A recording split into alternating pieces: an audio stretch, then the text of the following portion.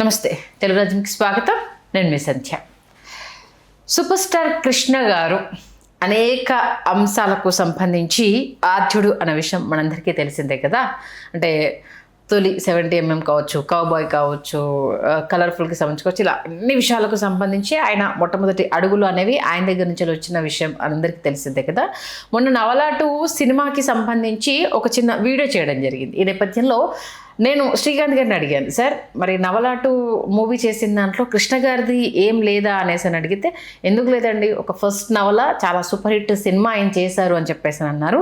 ఇవాళ మన కృష్ణ గారు చేసిన తొలి నవల సినిమా ఏంటి అనేది, దాంతోపాటు ఆ సినిమా ఇప్పటి జనరేషన్ వాళ్ళకు కూడా త్రివిక్రమ్ గారి రూపంలో సుపరిచితమే అన్న విషయం ఎంతమందికి తెలుసు. ఈ వీడియో ద్వారా వాళ్ళందరికీ కూడా తెలియజేసే ప్రయత్నం చేద్దాం. చరిత్రకారులు, సినీ రాజకీయ విశ్లేషకులు చిల్లగడ్డ శ్రీకాంత్ గారు మనతో ఉన్నారు. ఆయన మాటల్లో. శ్రీకాంత్ గారు నమస్తే. నమస్కారం సంధ్య గారు. నాకు చాలా చాలా ఇష్టమైన సినిమా, ఓల్డ్ది ప్లస్ న్యూది రెండు. మీనా కృష్ణ గారి తొలి నవలా చిత్రము అని విన్నప్పుడు నాకు ఆశ్చర్యం అనిపించింది. అసలు ఎలా కృష్ణ గారి దగ్గరికి ఆ కథ వచ్చింది, అది ఎవరి త్రూఅవుట్ రూపుదిద్దుకుంది అని. 1967 ఆ ప్రాంతంలో సాక్షి సినిమా షూటింగ్ నిమిత్తం అవుట్డోర్ వెళ్ళినటువంటి విజయ నిర్మల్ గారికి, కృష్ణ గారితో విజయ నిర్మల్ గారి రెండో సినిమా సాక్షి, బాపు గారి దర్శకత్వంలో, ముడపూడి వెంకటరమణ గారి రచన. ఆ సినిమా షూటింగ్ సమయంలో బాపు గారి మొదటి సినిమా, బాపు గారు వేసుకున్న స్టోరీ బోర్డు, ఎందుకంటే ఆయన క్యారికేచర్స్తో సహా స్టోరీ బోర్డు ఆయనే తయారు చేసుకుంటారు.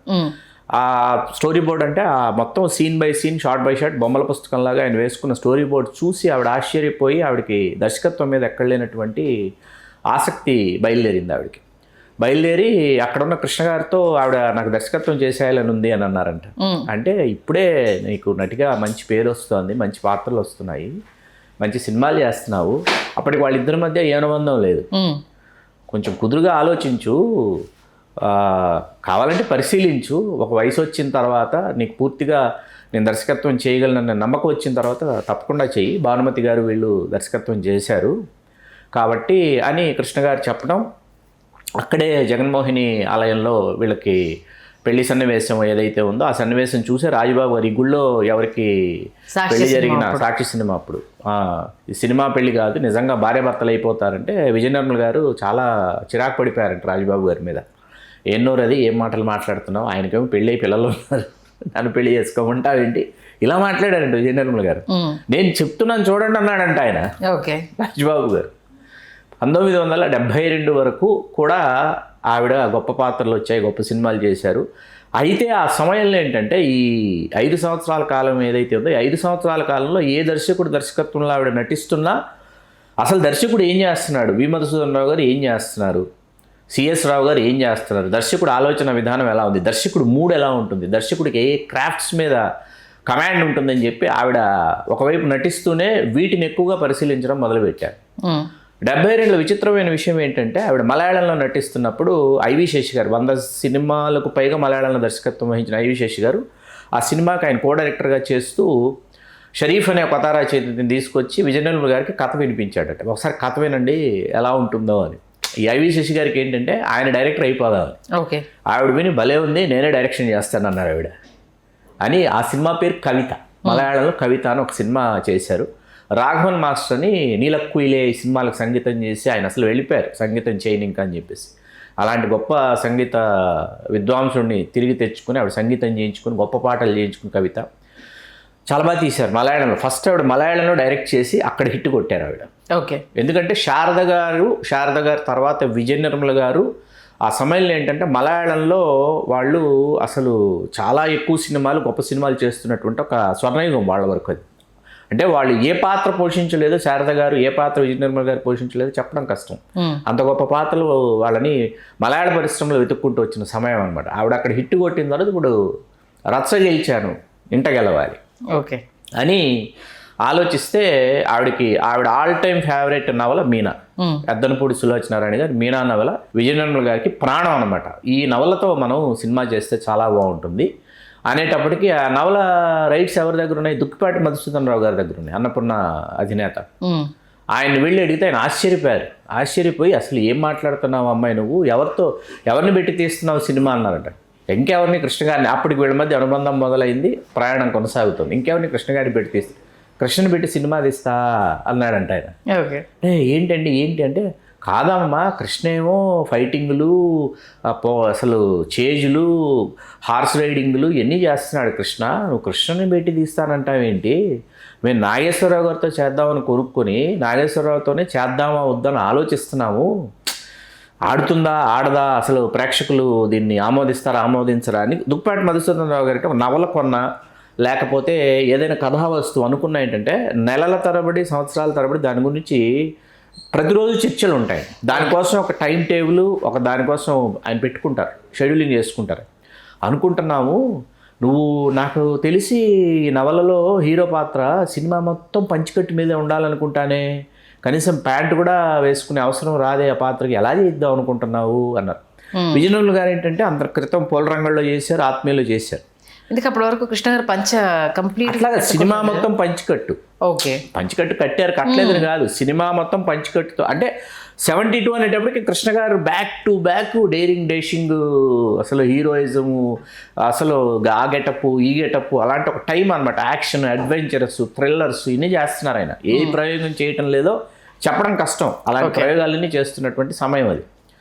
అసలు ఎలాగా సరేనమ్మా అని చెప్పి రైట్స్ ఇచ్చారు ఆయన, తీసి వస్తానని చెప్పి ఇచ్చిన తర్వాత ఏంటంటే అప్పుడు ఆవిడ అసలు బాపు గారి స్టోరీ బోర్డ్ ఎలా ఉంటుందో అలా కాకుండా మినియేచర్స్తో, క్యారమ్ బోర్డు మీద మినియేచర్స్తో సీన్ బై సీన్ ప్లాన్ చేసుకున్నారు ఆవిడ. క్యారమ్ బోర్డు మీద okay, scene by scene miniatures అంటారు, మినియేచర్ సెట్ అంటారు. ఆ మినియేచర్ ఆర్ట్ డైరెక్టర్ చేస్తారు. ఆ మినియేచర్స్ లాగా వేసి ఇలా ఉండాలి సీన్ బై సీన్ అని అనుకుని, అప్పుడు మీకేంటంటే ఎవరితో చేద్దాం, 6 లక్షలు బడ్జెట్ తేలింది. 6 లక్షలు బడ్జెట్ తేలేటప్పటికి ఎవరినో, ఎందుకు 6 లక్షలు చాలా ఎక్కువ బడ్జెట్ అప్పట్లో, 6 లక్షలు అవుట్డోర్ వెళ్ళాలి ఎలాగా అని ఆలోచించి కృష్ణ గారు అన్నారంట, మనమే బ్యానర్ పెట్టేద్దాం, పెట్టేసి మనమే తీద్దాం, లాభం నష్టం మనమే చూసుకుందాం. సరే నేను డేట్లు ఇస్తానన్నాను కదా, నీకెందుకు, మనమే బ్యానర్ పెట్టి మనమే తీద్దాం, వేరే వాళ్ళకి ఎందుకు మనం ఇబ్బంది పెట్టడం అని చెప్పి విజయకృష్ణ బ్యానర్ అనమాట. ఓకే. విజయకృష్ణ వచ్చేసి నిర్మాతలుగా విజయనగరం గారి సోదరులు ఎవరైతే ఉంటారు, రవికుమార్ గారు, రమాకాంత్, రఘునాథ్, వీళ్ళ పేర్లు ఉంటాయి నిర్మాతలుగా. ఎస్ వాళ్ళ సర్నేమ్ ఎస్, సమర్థి అనుకుంటే ఇంటి పేరు, ఆ ఇంటి పేరుతో ఉంటాయి వాళ్ళు. అలా ఈ సినిమా రమేష్ నాయుడు గారు, ఆవిడకి permanent music director Ramesh Naidu గారు. రమేష్ నాయుడు గారితో దాసనారాయణరావు గారు తర్వాత విజయనగరం గారు ఎక్కువ సినిమాలు చేశారు రమేష్ నాయుడు గారు సంగీత దర్శకత్వంలో. దాశరథి గారిని పిలిచి సందర్భం చెప్పిన వెంటనే దాశరథి గారు వెంటనే పెళ్ళంటే 100 ఏళ్ల పంట అని అరగంటలో రాసిచ్చేసారంట పాట. కృష్ణ గారు ఆశ్చర్యపోయారు, అరగంటలో రాసిచ్చేసారంటే సందర్భం అంత బాగుంది అని చెప్పేసి. ఎద్దనపూడి సులోచనారాయణ గారు చాలా ఆవిడ ఉత్సుకతగా ఎదురు చూశారంట. ఎందుకంటే అప్పటికి నవలా రచయితలు కంటే రచయిత్రులే రాజ్యం వెళ్తున్న సమయము. ఓకే.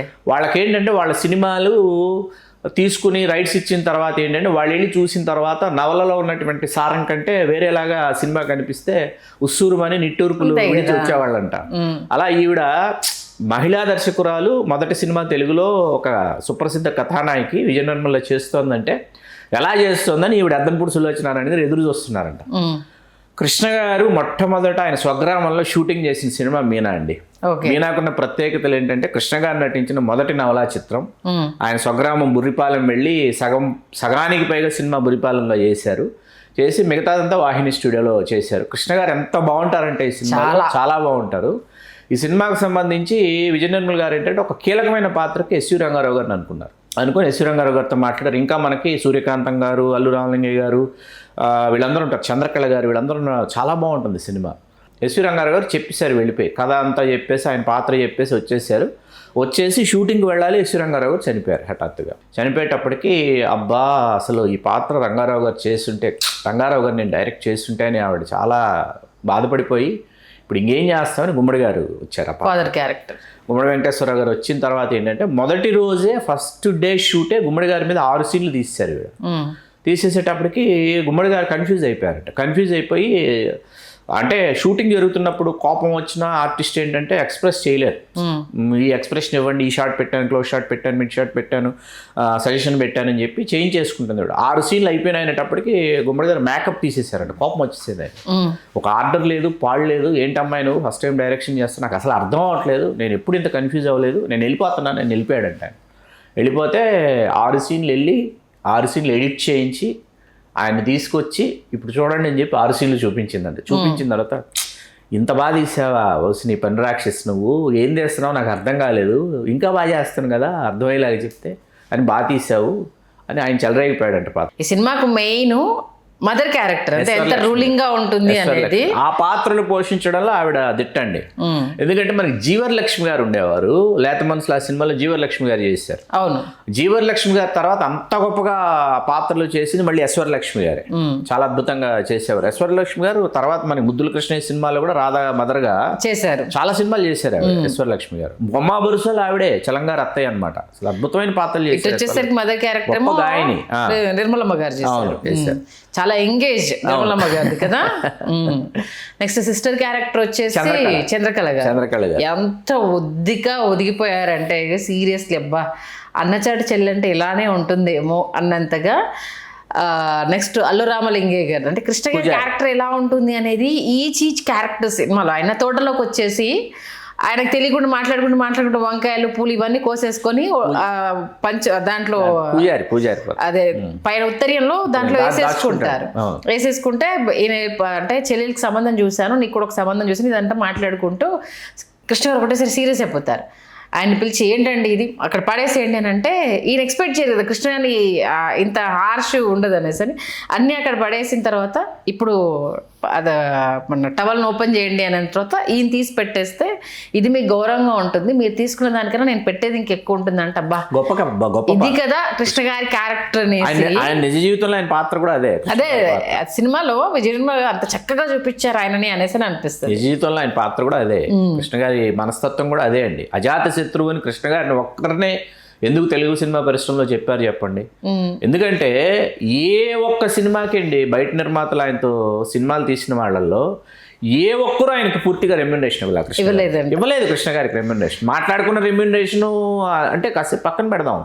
అసలు మార్కెట్లో ఆ టైంకి కృష్ణ గారి రెమ్యునరేషన్ ఇది అని అనుకున్న తర్వాత కూడా సినిమాలు super duper hits back to back commercial black busters Krishna గారు ఎవ్రీ ఇయర్ ఇండస్ట్రీ హిట్స్ ఇచ్చినటువంటి సందర్భాలు ఉన్నాయండి.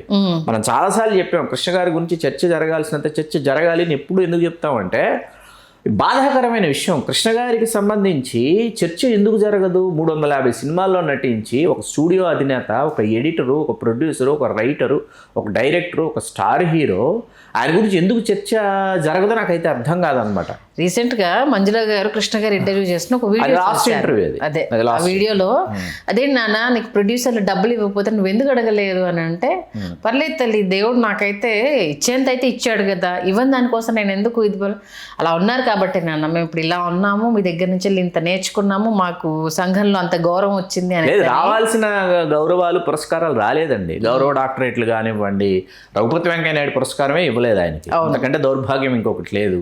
తర్వాత మనకి దాదాసాహెబ్ ఫాల్కే పురస్కారం కృష్ణ గారికి రావాలండి, అది రాలేదు.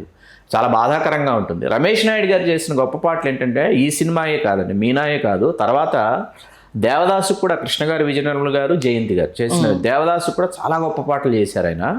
ఇందులో ఇందాక మనం మాట్లాడుకున్న పెళ్ళంటే నూరేళ్ల పంట, శ్రీరామనామాలు శతకోటి చాలా ఇష్టం నాకు ఆ పాట. దానికంటే నాకు మరీ మరీ మరీ ఇష్టమైన పాట మల్లితీగ వంటిది మగువ జీవితం. ఓకే, అవును, ఆల్ టైమ్ ఫేవరెట్. గులాబీ తోటలు అదే మల్లితీగ వంటిది మగువ జీవితము.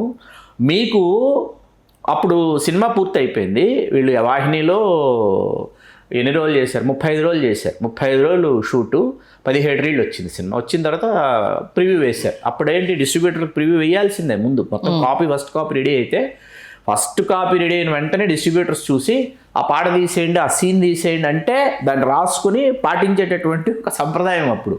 లేకపోతే వాళ్ళు కొనరు, అడ్వాన్స్లు ఇచ్చుంటారు కదా, ఫుల్ పేమెంట్ చేసి తీసుకెళ్ళరు, సినిమా రిలీజ్ అవ్వదు.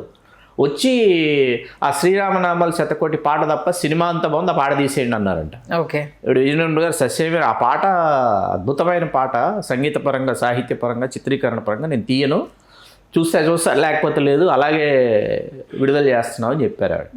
1973 డిసెంబర్ 28 విడుదలై ఘన విజయం సాధించి శతదినోత్సవం చేసుకుని మీనా సినిమా మొట్టమొదట ఆవిడ దర్శకత్వంలో. ఇవాళకి ఏంటంటే ఆవిడ తర్వాత దేవుడే గెలిచాడు, రామ్ రాబర్ట్ రహీము, భోగిమంటలు, అంతం కాదు ఇది ఆరంభం, సాహసమే నా ఊపిరి, చాలా సినిమాలు కమర్షియల్గా ఆవిడ కూడా కృష్ణ గారితో సూపర్ డూపర్ హిట్స్ తీసిన మీనా ఎప్పటికీ ఒక ప్రత్యేకమైనటువంటి సినిమా. మొట్టమొదటి నవలా చిత్రం.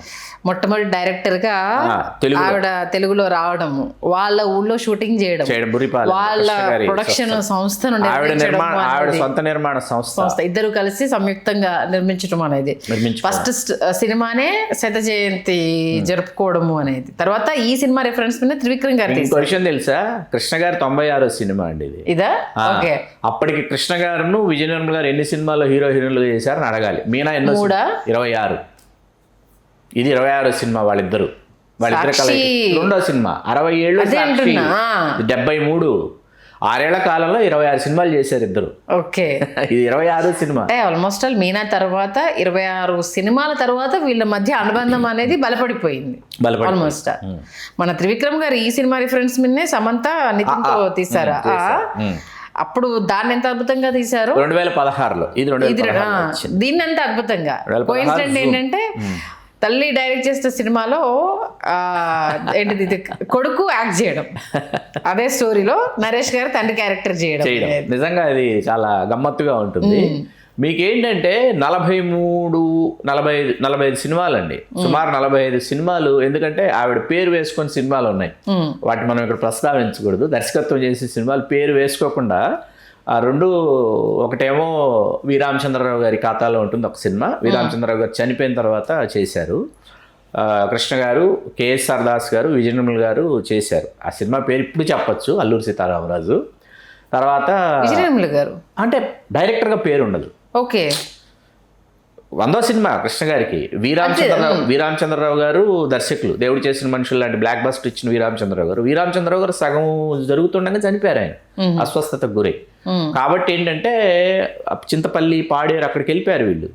అక్కడ ఏంటంటే units, first unit, second unit, third unit, అలా యాక్షన్ సీక్వెన్సెస్, తర్వాత మ్యాచింగ్ షాట్స్, తర్వాత ఏంటంటే సెట్ వేశారు. కాళికాదేవి వాళ్ళు గుహలో ఉంటారు, కాళికాదేవి సెట్, అది స్టూడియో అనమాట. వీటికి సంబంధించిన మ్యాచింగ్ షాట్స్, ఎక్స్టీరియర్, ఇంటీరియర్, ఇవన్నీ దృష్టిలో పెట్టుకుని ఏంటంటే ఒక యూనిట్ కృష్ణ గారు డైరెక్ట్ చేశారు, ఒక యూనిట్ కేఎస్ఆర్ దాస్ గారు డైరెక్ట్ చేశారు, ఒక యూనిట్ విజయ నిర్మల్ గారు డైరెక్ట్ చేశారు. అట్లా కృష్ణ గారి సినిమాని ఇంకో సినిమాకి కూడా విజయ నిర్మల్ గారే చేశారు. పేరు కృష్ణ గారి పేరే ఉంటుంది. అంటే ఫస్ట్ యూనిట్, సెకండ్ యూనిట్, అట్లా 43 సినిమాలకు డైరెక్ట్గా ఆవిడ డైరెక్టరు. ఇవాళకి గిన్నెస్ బుక్ ఆఫ్ వరల్డ్ రికార్డ్స్లో ప్రపంచంలో ఇన్ని సినిమాలకు దర్శకత్వం వహించిన ఏకైక మహిళా దర్శకురాలుగా మన తెలుగు సినిమా పరిశ్రమకు చెందిన, మనకెంతో గర్వకారణమైన మన తెలుగింటి ఆడపడుచు విజయ నిర్మల గారి ఆవిడ ఆ స్థానాన్ని పొందడం అనేది నిజంగా మన తెలుగు వారందరికీ, సినిమా ప్రియులందరికీ గర్వకారణమైన విషయం. నిజంగా మీనాకు సంబంధించి అనేక అద్భుతమైన విషయాల్ని మా సినిమా ప్రేక్షకులకు తెలియజేసినందుకు, మా అందరినీ అలరించినందుకు ధన్యవాదాలు శ్రీకాంత్. ధన్యవాదాలు సంధ్య గారు.